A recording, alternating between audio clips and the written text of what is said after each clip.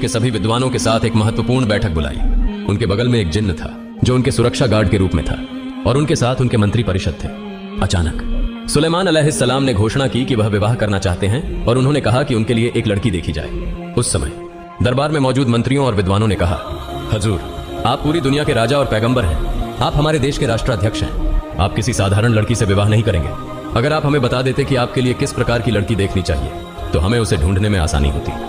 इसके बाद सुलेमान अलैहिस्सलाम ने कहा, मैं जिस लड़की से विवाह करूंगा उसमें 4 गुण होने चाहिए। पहला, लड़की प्रदानशील और दीनदार होनी चाहिए। दूसरा, लड़की अमानतदार होनी चाहिए। तीसरा, लड़की अच्छे खानदान की होनी चाहिए।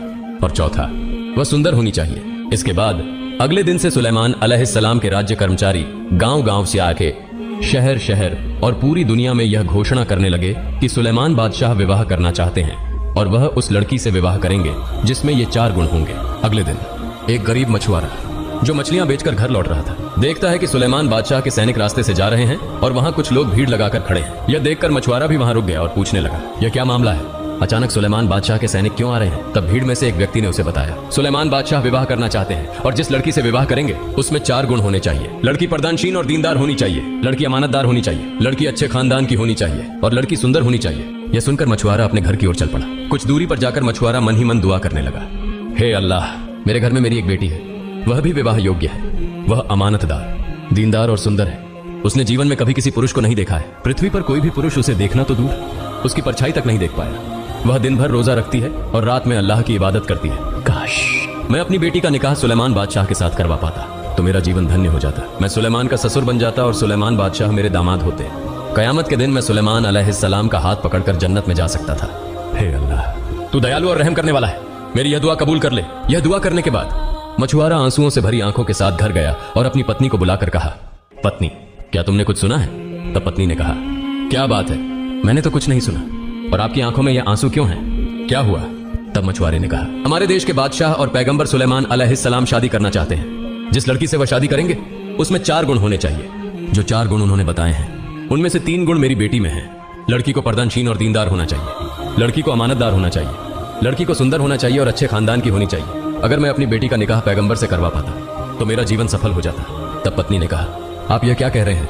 ऐसा कभी मत कहिए। हम मछुआरे हैं, हमारे पास न घर है न खाने के लिए पर्याप्त भोजन। पैगंबर सुलेमान अलैहिस्सलाम तो बादशाह हैं, उनके महल में किसी चीज की कमी नहीं है। वह बहुत अमीर हैं और हम गरीब लोग हैं। यह कैसे संभव हो सकता है? ऐसी बातें मत कीजिए। अगर सुलेमान बादशाह के सैनिकों को पता चला तो हमें मुसीबत में डाल देंगे। हमारे लिए ऐसे सपने देखना अच्छा नहीं है। अब मछुआरा अपने दिल की पीड़ा लेकर मछलियां पकड़ने के लिए निकल पड़ा। इधर बेटी घर से बाहर आई और बोली, अम्मा जान, अब्बा जान कहाँ जा रहे हैं? वह कभी ऐसे नहीं जाते। माँ ने कोई जवाब नहीं दिया। थोड़ी देर बाद जब माँ और बेटी साथ बैठी थी तो माँ ने कहा, सुना है सुलेमान बादशाह शादी करेंगे। जिस लड़की से वह शादी करेंगे उसमें 4 गुण होने चाहिए। सभी गुण तुम्हारे अंदर हैं, लेकिन हम गरीब हैं, मछुआरे हैं, इसलिए तुम्हारा निकाह नहीं करवा पाए। तब बेटी ने कहा, अम्मा जान, अगर मेरा निकाह एक चरित्रवान, अमानतदार, दीनदार और अल्लाह के प्यारे पैगंबर सुलेमान अलैहिस्सलाम से हो जाता तो मेरा नारी जीवन सार्थक हो जाता।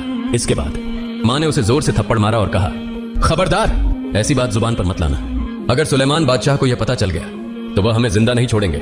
ऐसा सपना हमारे लिए कभी संभव नहीं है। वह बादशाह हैं और हम मछुआरे। बेटी रोते रोते घर के अंदर गई और नमाज में बैठकर दुआ करने लगी, हे अल्लाह, तू दयालु है। हे अल्लाह, जिस सुलेमान को तूने बादशाह बनाया उसी ने मुझे मछुआरे के घर में जन्म दिया।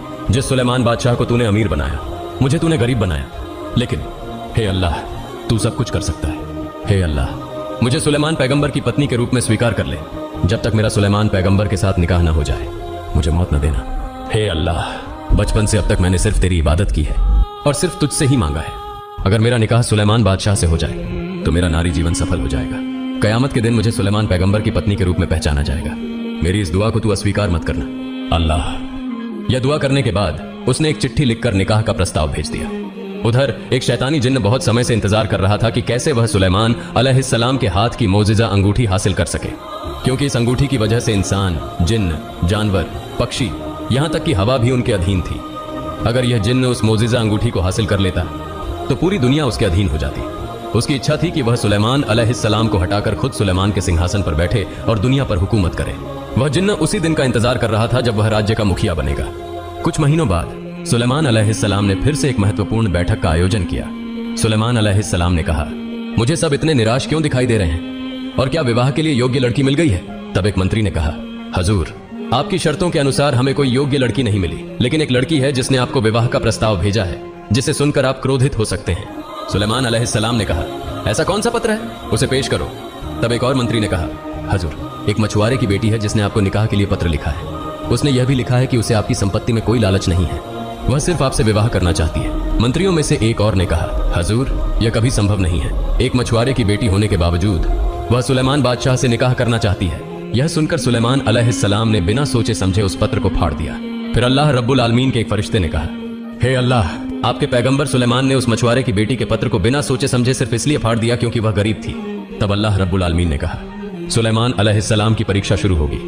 उधर जब मछुआरे की बेटी को यह खबर मिली कि सुलेमान बादशाह ने उसका पत्र फाड़ दिया है, तो वह बहुत दुखी हो गई। उसने गहरे दुख के साथ नमाज पढ़ी और दुआ करने लगी, हे अल्लाह, तू महान है, तू सब कुछ कर सकता है। मैं एक मछुआरे की बेटी हूं और सिर्फ इस वजह से सुलेमान बादशाह ने मेरे प्रस्ताव को ठुकरा दिया है। हे अल्लाह, मैं सिर्फ तेरी ही इबादत करती हूं और तुझसे ही दुआ मांगती हूं। हे अल्लाह, मुझे अमीर बना और सुलेमान बादशाह के साथ निकाह करवा, या फिर सुलेमान बादशाह को मेरे जैसा गरीब बना और उनसे मेरा निकाह करवा। इस बीच सुलेमान अलैहिस्सलाम और उनके मंत्री दरबार में बैठे हुए थे। तभी सुलेमान अलैहिस्सलाम ने अपने हाथ की मोजिजा अंगूठी उतारकर अपने अंगरक्षक को दी और कहा, जब तक मैं वापस नहीं आता तुम कहीं नहीं जाओगे और इधर उधर नहीं देखोगे। यह कहकर सुलेमान अलैहिस्सलाम बाथरूम की तरफ चले गए। इसी मौके का फायदा उठाकर वह शैतानी जिन्न सुलेमान अलैहिस्सलाम का रूप धारण कर अंगरक्षक के पास आया और कहा, जल्दी से मुझे अंगूठी दे दो। चारों ओर यह अफवाह फैली है कि मेरी तरह दिखने वाला एक नकली सुलेमान देश में घूम रहा है। वह राजा बनकर सिंहासन पर बैठना चाहता है। अगर तुम उसे देखो तो उसे सजा दो। कुछ समय बाद जब सुलेमान अलैहिस्सलाम वुजू करके लौटे और अंगरक्षक से अंगूठी मांगी, तो अंगरक्षक ने कहा, किसकी अंगूठी? कौन सी अंगूठी? और तुम कौन हो? सुलेमान अलैहिस्सलाम ने कहा, तुम क्या कह रहे हो? मैं तुम्हारा सुलेमान बादशाह हूं। इस पर अंगरक्षक ने कहा, ओह, अब समझा, तुम वही नकली सुलेमान हो जो बादशाह बनना चाहता है। सुलेमान अलैहिस्सलाम ने कहा, कौन नकली सुलेमान बनने की कोशिश कर रहा है? अंगरक्षक ने जवाब दिया, तुम खुद जाकर दरबार में देख लो।